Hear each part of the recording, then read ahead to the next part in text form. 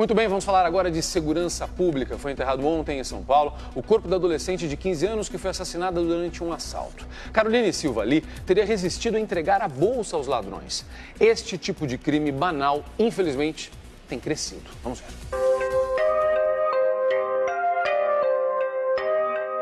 Vários colegas da escola que Caroline frequentava participaram do enterro.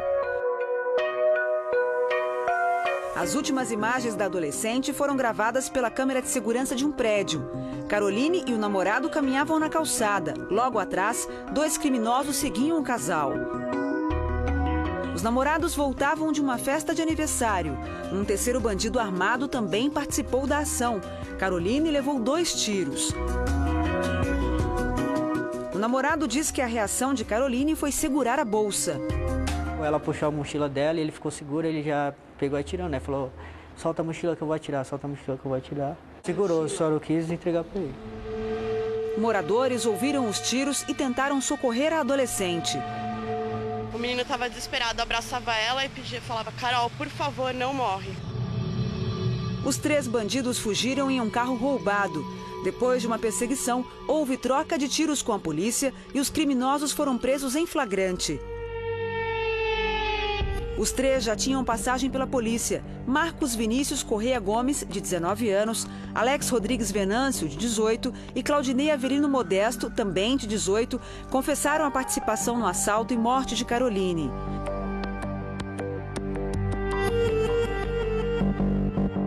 Segundo o boletim de ocorrência, Marcos Gomes, que efetuou os disparos, riu e afirmou: é isso que acontece a quem reage.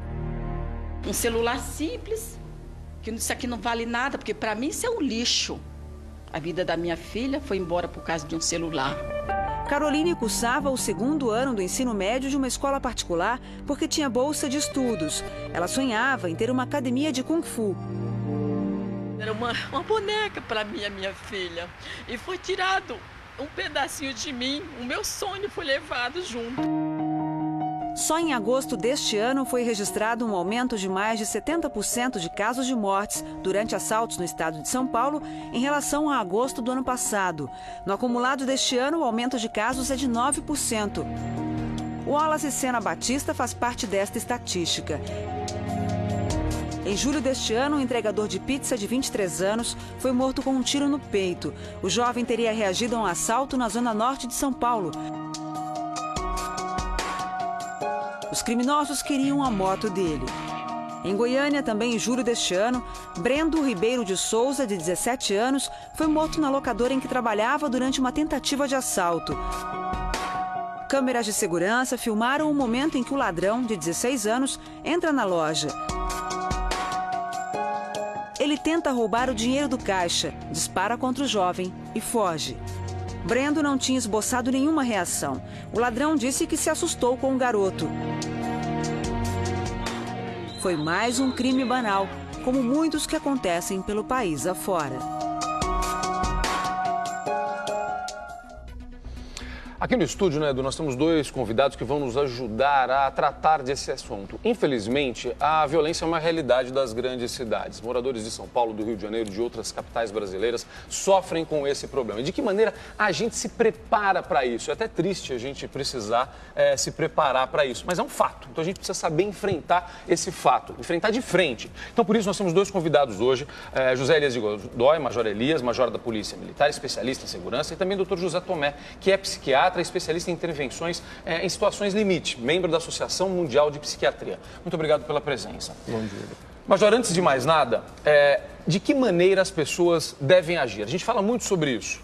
O que você deve fazer, não reagir. De que maneira, naquele momento do assalto, naquele momento da agressão, naquele momento em que você é vítima, está exposto à violência, de que maneira a pessoa deve agir para evitar que aquilo se transforme numa morte, num crime ainda mais grave? Vamos falar antes desse momento, porque a partir do momento que chegou a hora do assalto em si, que é muitas vezes utilizado através do fator surpresa, aí fica muito complicado a reação, porque a pessoa é pega de surpresa. O que nós aconselhamos muito é que as pessoas tenham a parte preventiva, antes de acontecer o fato. Tomar alguns cuidados, atenção, em volta, na rua, porque nós temos que lembrar que nós estamos sujeitos, todas as pessoas estão sujeitas a situações como essa. Se a pessoa não estiver atenta ao que está à volta dela e for pega no momento de surpresa, aí o doutor José pode explicar melhor, que é a reação da imprevisibilidade do ser humano, acontecem fatos que você não sabe nem como é previsível da vítima, quanto do próprio agressor. Major Elias, vou até contar, viu, um bastidor aqui da nossa reunião de pauta de ontem, né, que a gente discutiu esse assunto, e a gente falou justamente sobre isso, como a gente se prepara então em casa. E aí foi por isso que a gente convidou até o Dr. José, se a gente tem como acordar e estar preparado para isso, né? Eu queria falar, até aproveitando isso que o Major falou, que é o seguinte, a vida corrida, eu acho que a gente tem que levar isso em consideração, faz com que a gente não preste atenção em outras coisas. Quando você está dirigindo, você está no celular, mesmo que seja proibido. Quando você está andando na rua, você vê as pessoas falando no celular. A vida corrida faz com que a gente fique mais sujeito também? Sim, a distração e a rotina que nós temos, porque nós não temos muitas vezes a cultura prevencionista.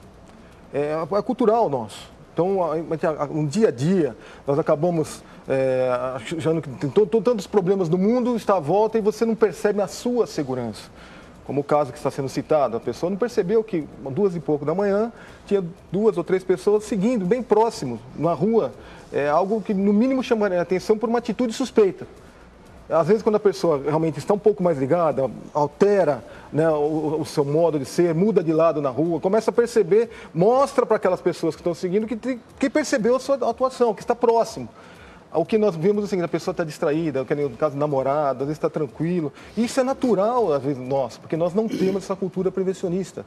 Ninguém está querendo criar um clima de paranoia, nada disso. Não, mas é fato, é realidade, a violência está aí. Então, assim, a polícia faz a parte dela, combate a violência, só que a gente tem que fazer a nossa parte também.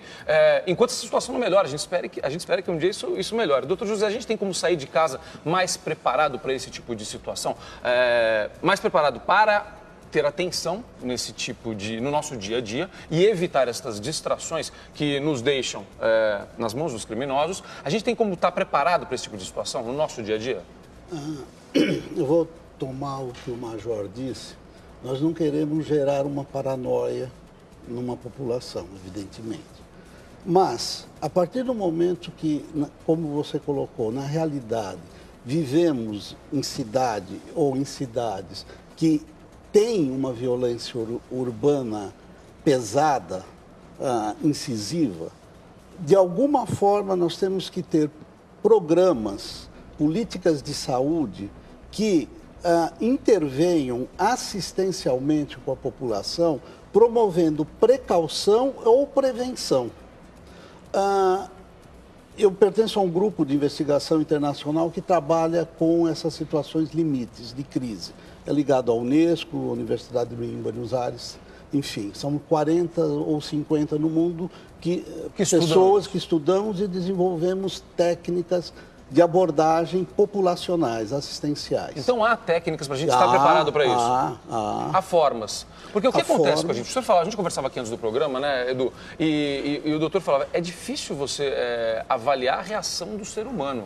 É difícil analisar hoje em dia com tanta a droga que está presente, não adianta a gente fingir que não está. Como é que você vai interpretar a cabeça de um bandido que está drogado? Você não interpreta a cabeça do bandido, que pode estar drogado ou não, ou ele está simplesmente praticando um ato de violência, e também você não pode controlar a reação da pessoa. Por exemplo, no caso, infelizmente, dessa moça, se ela tentou segurar a bolsa, nós não estávamos lá para saber, ou foi interpretada como segurando pelo bandido, isto provoca uma reação no bandido através de um comportamento que ela apresentou. Então, as nossas reações são imprevisíveis.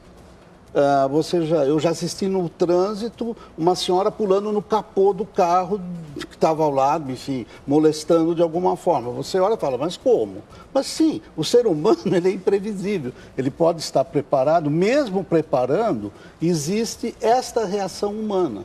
E acho que nós esquecemos que nós somos humanos, quer dizer, nós vivemos com uma qualidade de vida que provoca o adoecimento. Eu não quero aqui dizimar doença, não é essa a ideia. Mas é isso mesmo, nos deixa mais tensos, mais nervosos, nós mais sujeitos. vivemos no estresse, nós somos um elástico esticado que não distensiona. Você sai no trânsito, você está com o telefone, mas você está olhando a moto que vem, a moto que passa, quem vai parar do seu lado. E é muita o tempo coisa. inteiro isso. E não tem jeito. E aí a gente realmente fica sujeito a isso por conta desse estresse. Olha, a gente agradece demais a participação do Dr. José Tomé, também do Major Elias. Eu queria só, para a gente terminar isso, Major Elias, tem informações no site da Polícia Militar, né?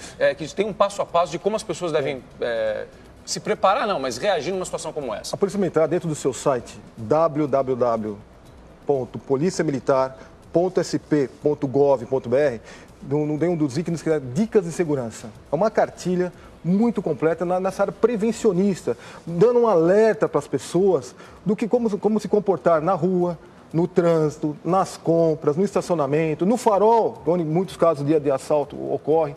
Qual o comportamento? Pelo menos a pessoa tem uma informação, dentro do que o José Tomé acabou de nos informar, ele já tem uma ideia do que eu faço, onde que eu coloco a mão, qual que é a minha reação nesse momento, uma preparação, porque, como eu falei, a imprevisibilidade nossa, a hora que é pego a fator surpresa, acaba com o problema. Mas se ele já tem uma ideia do que está acontecendo e está um pouco mais atento, ele consegue pelo menos falar, não vou pôr a mão aqui, não vou tomar uma atitude brusca e procura até se segurar. Então, mas é muito o quê? Informação e a pessoa também buscar a prevenção. Obrigado. Olha, por isso mesmo que a gente convidou e a gente trouxe essas duas pessoas aqui justamente para levar informação a você, para transformar esse tipo de situação, que é uma realidade na nossa cidade, em algo que permita a gente tocar a vida com mais segurança. Mais uma vez, muito obrigado pela presença. Tem a rede ibero-americana de ecobioética.org.ar, que também tem todos os trabalhos de prevenção e precaução nesta área. Olha, a gente vai colocar os dois sites, os dois endereços lá no site do Hoje em Dia, tá bom? Para você poder, ficou na dúvida, consulta lá no r7.com no Hoje em Dia e você terá outras informações. Mais uma vez, obrigado pela presença. Obrigado.